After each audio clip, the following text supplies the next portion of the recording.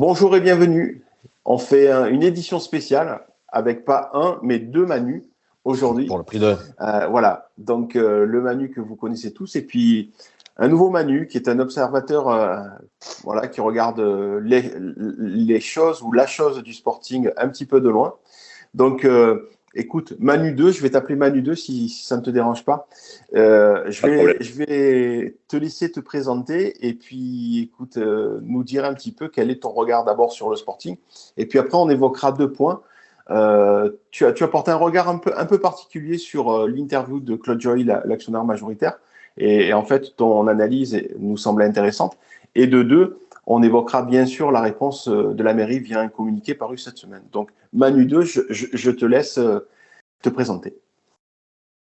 Oh, d'accord, bonjour à tous. Donc, Salut, Emmanuel, Manu. je suis dans depuis une douzaine d'années. J'étais sur Orléans avant, je suis originaire de Bourgogne.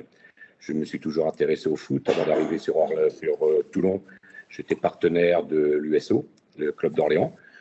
Et évidemment, quand je suis arrivé dans le Var, je suis allé voir plusieurs fois le Sporting et je lis très régulièrement, quotidiennement même, le forum, l'Arascas, que je trouve très intéressant.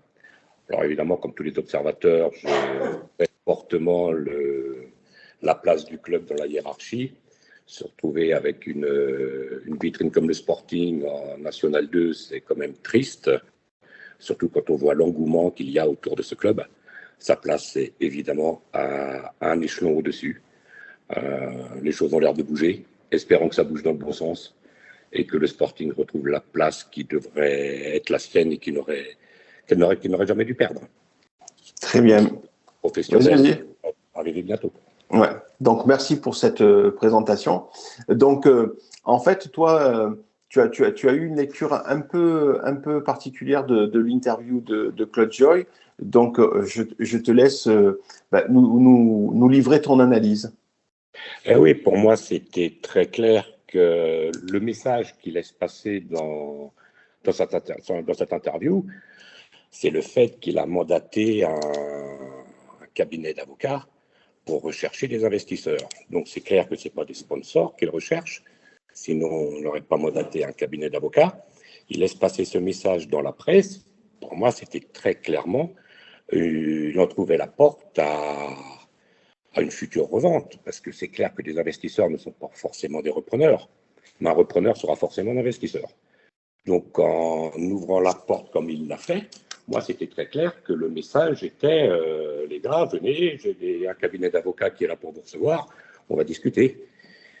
Je ne pense pas qu'il puisse attirer beaucoup d'investisseurs. Ça fait 12 ans qu'il fait mumuse avec son argent et qu'il le perd.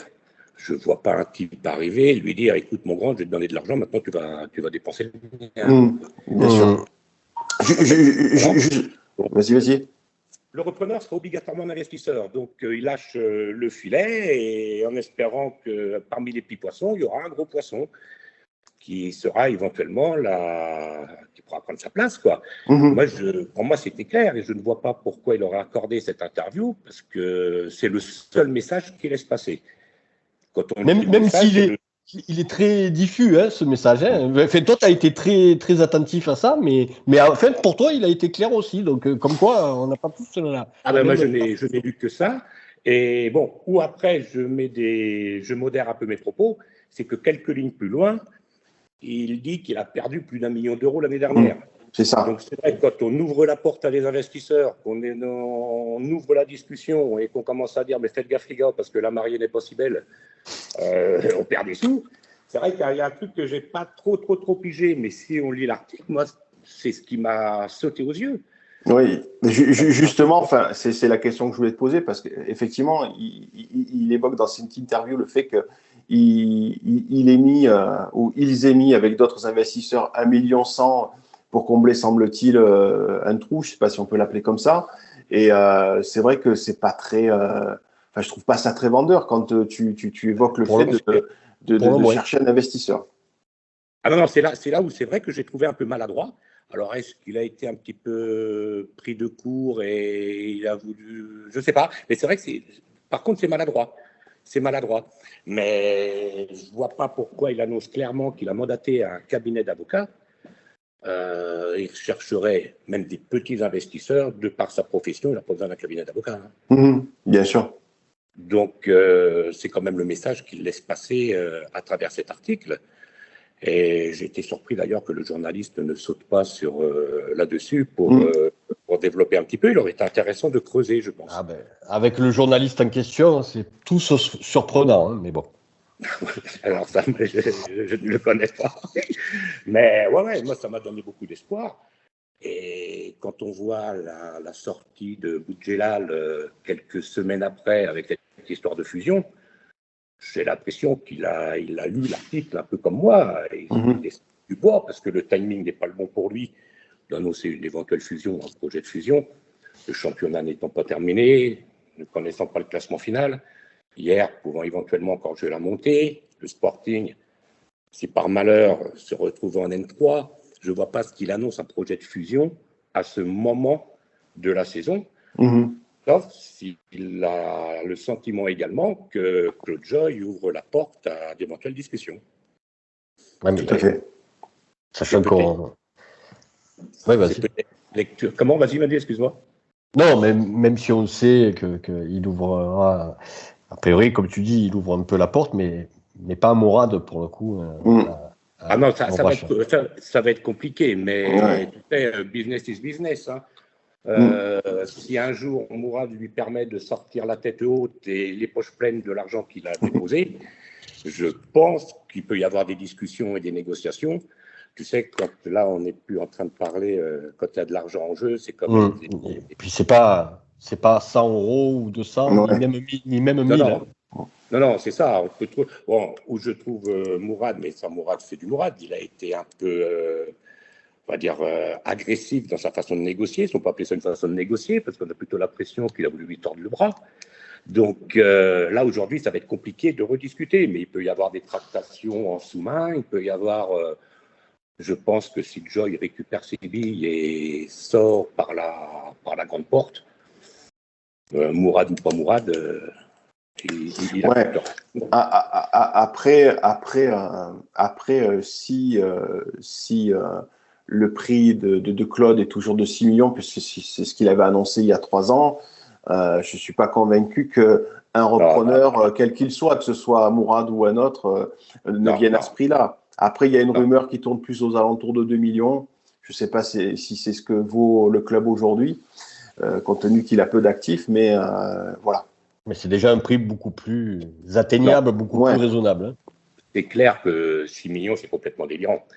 Ça, c'est de la folie. Oui, je pense qu'1,8 million, 2 millions, ça peut correspondre à la réalité. En annonçant un prix à 6 millions au démarrage, il espérait peut-être négocier à 3 millions. Je ne sais pas. Je ne sais pas. Négocier, il part peut-être haut pour finir bas. Mais je n'imagine pas un investisseur, un repreneur, mettre plus de 2 millions sur la table pour un club qui est en National 2, qui n'a pas de structure, qui n'a pas d'actifs. Au niveau joueur, bien sûr. Ouais, je ne vois pas sur quoi on peut baser un tel prix. Mais après, c'est toujours pareil. Le truc, faut savoir exactement ce qu'il a mis comme argent à titre personnel. Le truc, il va vouloir récupérer ses billes, je pense. Ou au moins une partie, on va dire. Au moins une partie. Et après, s'il a déposé sur compte courant, de toute façon, à la revente, il reprendra. Annoncer un 6 millions d'euros, c'est parce qu'il n'était pas vendeur. Non, voilà, tout simplement. Il n'était pas vendeur. Et peut-être pas vendeur à Mourad. C'est vrai qu'après, Mourad, il est rentré dans le chou directement, quoi. Il n'y va pas par 4 chemins. Disons que la diplomatie, ça n'a pas l'air d'être sa qualité première. Et je me mets à la place de Claude Joy. Le type, il vient me parler comme ça. C'est tout juste, allez, casse-toi, je prends ta place. C'est clair que je n'aurais pas forcément envie de lui céder. Là, on voit quand il commence à parler de fusion du club de hier avec le club de Toulon. En fin de compte, il a voulu rentrer par la porte, Mourad, la porte, il s'est pris dans la tronche. Et maintenant, il essaye de revenir par la fenêtre. Mais c'est la seule solution qu'il a aujourd'hui pour essayer de reconquérir le Sporting. Mais bon, je trouve ça très, très bizarre, cette histoire de fusion. De toute façon. C'est pas vraiment, de toute façon, entre guillemets, le sujet. Bon, on peut le mettre un peu sur la table, mais la piste, la plus chaude et celle que la majeure partie des gens veulent, c'est que ce soit supporter. Bon, je veux pas parler pour la mairie, c'est pas trop.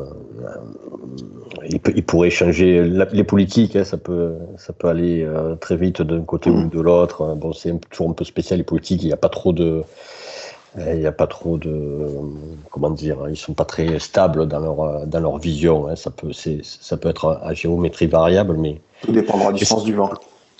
Tout dépendra du sens du vent, du côté populaire ou pas des mouvements. Donc, un politique se range toujours du bon côté. Mais c'est vrai que bon, la fusion, c'est pas quelque chose pour le moment spécialement souhaitable.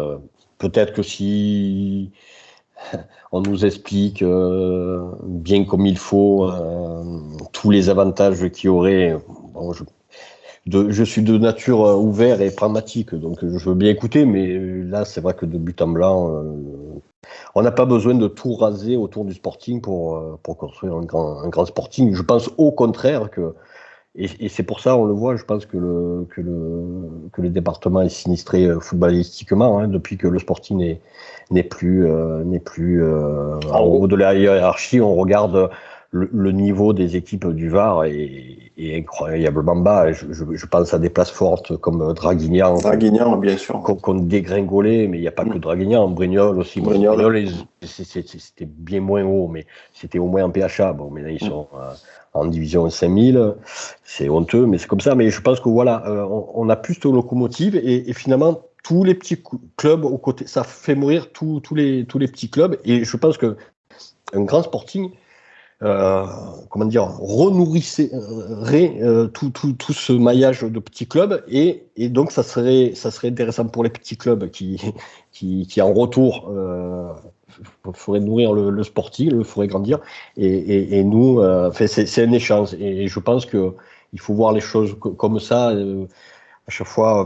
S'il faut éliminer un club pour en créer un, je crois pas à cette thèse, mais encore une fois, je veux bien être ouvert à la discussion, mais pour le moment, on va falloir qu'on se focalise quand même sur nos vrais projets de reprise.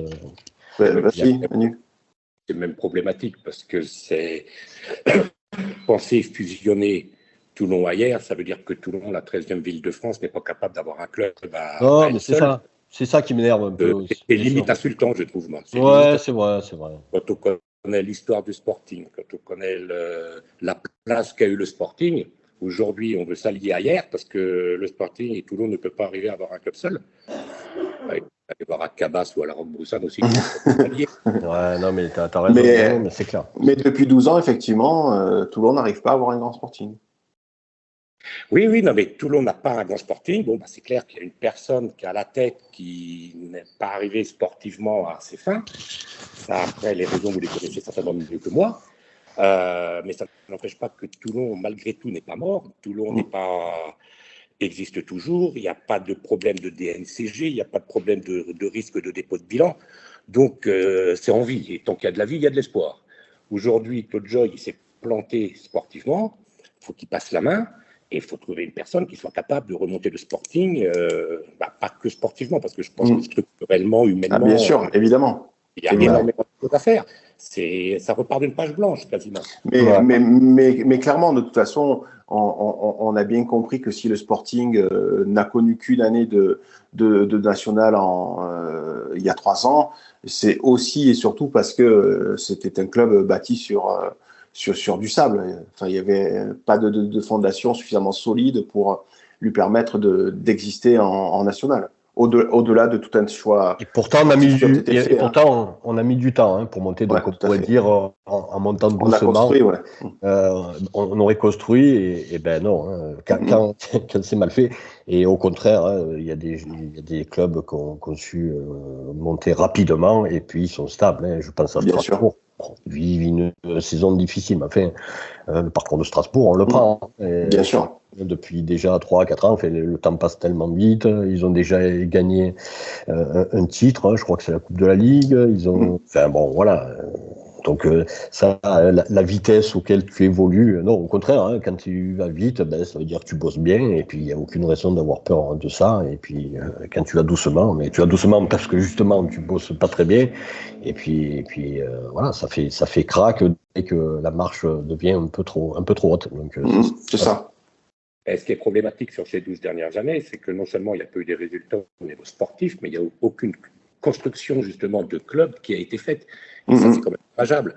Parce que si au moins on avait mis des fondations et on avait des bases, bien sûr, c'est plus facile de construire et de monter. Il va y avoir la future Ligue 3, la question qui est annoncée. Il faut prendre le bon wagon. Exactement. Il faut absolument que Toulon se trouve dans cette charrette, parce qu'il va y avoir le droit de télé, il va y avoir... il faut prendre le bon wagon. Oui, tout à fait. C'est vrai, il ne faut plus attendre. On voit qu'il y a des mouvements qui se créent, là, comme le mouvement Toulon mérite un grand Sporting. Il y a plein de choses qui font qu'aujourd'hui, il faut avancer, il faut trouver le repreneur qui a les reins solides et surtout les compétences pour faire grandir ce club. Mais le faire grandir, c'est pas dans un club de foot, pour qu'il soit pérenne, il ne faut pas simplement qu'il y ait l'équipe première qui brille. Bien sûr, évidemment. Et puis juste deux choses. Je rebondis sur le fait qu'il faut un repreneur au rein solide. C'est vrai que là, toutes les rumeurs dont on entend parler, des dissidents de jeu qui tenteraient de monter quelque chose, des investisseurs étrangers, etc. Voilà. Tout ça, moi, perso, ça me fait pas rêver. Tu as raison, il faut des investisseurs solides, mais il faut aussi des investisseurs qui soient capables de faire ce que Claude Joy n'a pas su faire. C'est-à-dire que, par exemple, quand il y a eu la fusion avec Toulon-Le Las, tu te retrouves avec une équipe réserve qui est une division en dessous de ton équipe première. Tu as des filles en D2, enfin, tu as des U19 nationaux, et tout ça, aujourd'hui, n'existe plus. Bien sûr. Ouais, excuse-moi, j'ai pu avoir de batterie. Excuse-moi, j'ai un petit problème. Il n'y a pas de souci. Ouais. Bon, décidément, c'est bon. Ouais, non, mais tout à fait, c'est pas évident, mais disons que le repreneur, le problème, c'est qu'on entend beaucoup de bruit. Il y a vraiment pas tellement de certitude derrière tout ça. Qu'il y ait des locaux, de toute façon, c'est difficile de monter un club, surtout avec la ferveur qu'il y a sur le Sporting, sans avoir des investisseurs locaux qui mettent une certaine, qui gardent la mentalité et l'esprit. Mais il faut quand même aussi quelqu'un aujourd'hui, le foot, sans un apport d'argent important, c'est compliqué. Et puis quelqu'un qui sait faire de l'argent. Et oui, pas uniquement le gérer. Parce que pour l'heure, on est dans la gestion, et encore, même si Claude se vante de passer systématiquement devant la DNCG, c'est aussi parce que tous les ans, il y a des ouvertures de capital qui permettent de renflouer, si j'ai bien compris. Je prends appel à témoin Manu, qui est un entrepreneur. Bon, moi comme moi, mais moi je suis un minus, mais lui est un peu plus important que moi. Enfin, une boîte qui est constamment en déficit, on ne peut pas dire que c'est bien géré. On peut dire que par rapport à la loi, elle doit rien à la DNCG, enfin à l'URSSAF, voilà. Mais c'est pas pour ça que c'est bien géré. Quand t'es constamment en déficit, c'est pas bien géré, ça. On est quand même disons qu'un club sportif, c'est vrai qu'on peut quand même pas parler d'une gestion comme d'une entreprise traditionnelle. Certes. Le but du jeu est de faire du spectacle et de créer c'est le sport. C'est de l'émotion, de l'engouement. Oui, voilà, c'est ça. Le fait que ça soit déficitaire, c'est pas ça qui soit très problématique. Il arrive quand même toujours. Mais quand c'est toutes les années, moi je trouve que si, quand même. Parce que et à des sommes importantes. Moi je trouve que c'est problématique. Je pense pas que tous les clubs sont en déficit chronique d'une telle importance. En tout cas. Ils repartent tous les ans quand même avec un budget conséquent pour le niveau où elle. Oui, mais ça veut pas dire que c'est bien géré, ça. Ça veut dire que tu assumes tes conneries, mais ça n'a rien à voir avec une bonne gestion. Pour moi, pour moi, quand tu dis que tu gères bien quelque chose, c'est parce que c'est pas ça. Parce que de toute façon, un club sportif, pour qu'il soit bien géré, il y a cette partie sportive justement. Et là, justement, en étant mal géré, cette partie sportive financièrement, ça peut pas être bon, quoi. Enfin, quand tu es en déficit chronique, et à des sommes élevées. C'est pour moi. Après, et moi, on te le sent. Bien géré, pour moi, c'est pas ça. Ouais, ça, on peut en discuter parce que c'est vrai que disons que le truc, c'est d'arriver à créer le budget pour pouvoir participer et se donner les moyens de ses objectifs. Après qu'il y ait du déficit, le tout, c'est de le combler. Hein. Après, tu sais, il y aurait, comment dire, si tu capitalisais, si tu sortais du bénéfice sur un club sportif, on te le reprocherait. Je te dirais, putain, mais investis dans les joueurs, investis dans quelque chose, tu aurais des reproches. Parce que le but du jeu n'est pas de sortir un bilan financier. Le tout, c'est d'arriver à sortir un budget pour les ambitions que l'on se donne. Et après, le restant, mais bon, ça peut se discuter. Ouais, bon, enfin, je pense qu'on ne dit pas forcément la chose différente, mais moi, ce que je veux dire, je sais que c'est pas une société, un club de foot à part entière, mais moi, c'est vraiment l'aspect chronique des déficits importants en plus pour de tels résultats qui me font penser qu'on peut pas dire que c'est bien géré. Voilà, c'est tout. Mais après, bon, de toute façon, peu importe. Après, pour en revenir. Il y a 42 points sur le côté. Je sais pas ce que Manu en a pensé, mais le communiqué de la mairie et bon, Falco nous explique qu'il ne peut rien, mais parce qu'il y a une SASP. On peut dire quand même, c'est qu'il n'a pas été très regardant jusqu'à présent, parce qu'il aurait fallu, je sais pas, dans le cadre de suivi, un peu plus suivi, justement, peut-être qu'on n'en serait aussi pas là, peut-être que si la mairie avait été un peu plus regardante, parce que juste, après je te laisse la parole, Nico, mais quand la mairie dit, bon, on peut pas s'immiscer, ils l'ont fait 2 fois, de s'immiscer. Et ils ont imposé la fusion, ça a été eux. Donc quand ils ont voulu faire ça, donc dont personne ne voulait, que ce soit du côté du LAS, des supporters et du Sporting, il y avait personne qui voulait ça. Bon, la mairie s'est immiscée puisqu'elle a obligé à cette fusion.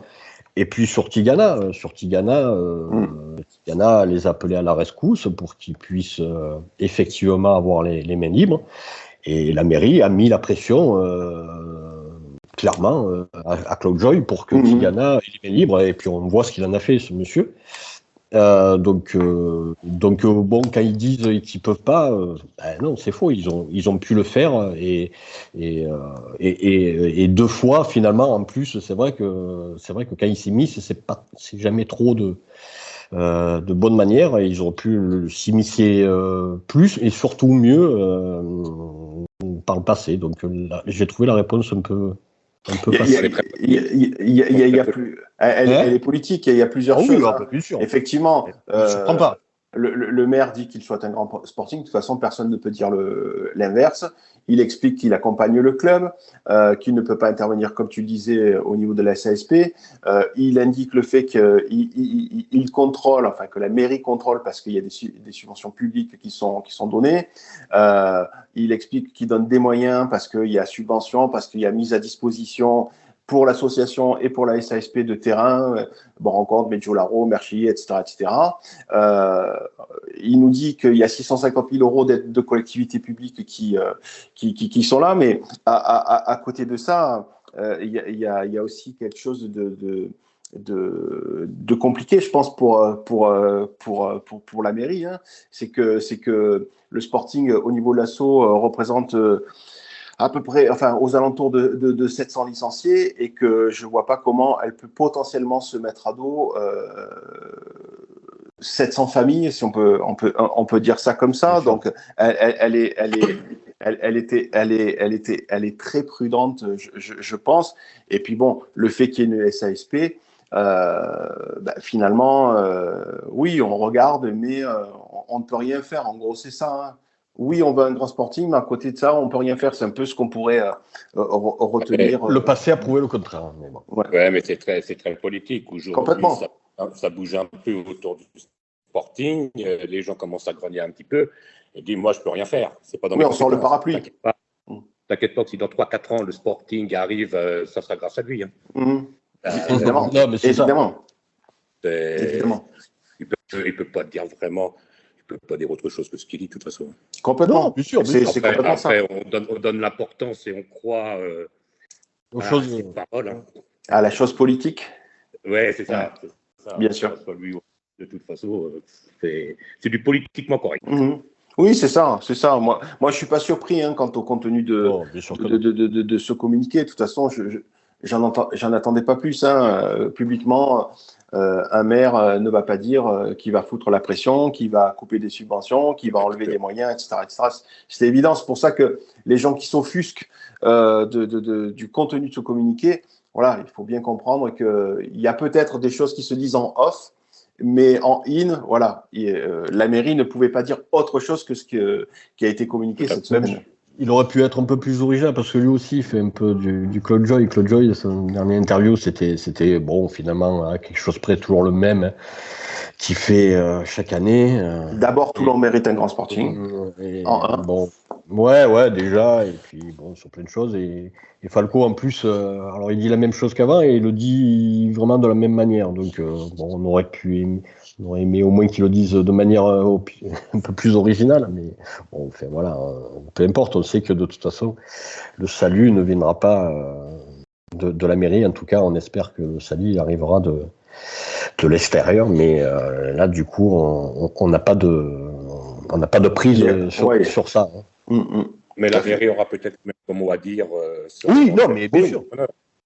Bien sûr. Mais je veux dire, c'est pas eux directement qui vont. Enfin, d'autant qu'une des rumeurs concernant des repreneurs émanerait d'un projet,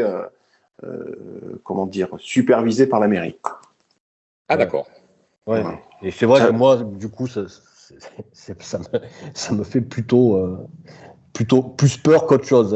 Dès que la mairie se charge du sport, bon, ils sont pas très doués généralement. Et puis il y a toujours ce côté, après ça devient des fonctionnaires du football. J'aime pas trop ça. Moi, j'aime bien les gens qui sont un peu plus. Là, il y a toujours un côté un peu plus indépendant. Il y a toujours des gens qui cherchent des postes. Bon, c'est toujours un peu. C'est pas forcément, ça se conjugue pas forcément avec la compétence et l'envie et l'amour, etc. C'est surtout des gens qui cherchent des postes. J'en profite, Carme, pour dire deux réflexions qui me tiennent à cœur. Bon, pour le moment, c'est pas le cas. On sait qu'il y a un projet là. Bon, de ce que j'en sais, ça fait vraiment pas rêver, loin de là. Et bon, pour moi, ça va tomber aux oubliettes, mais peu importe. Mais en tout cas.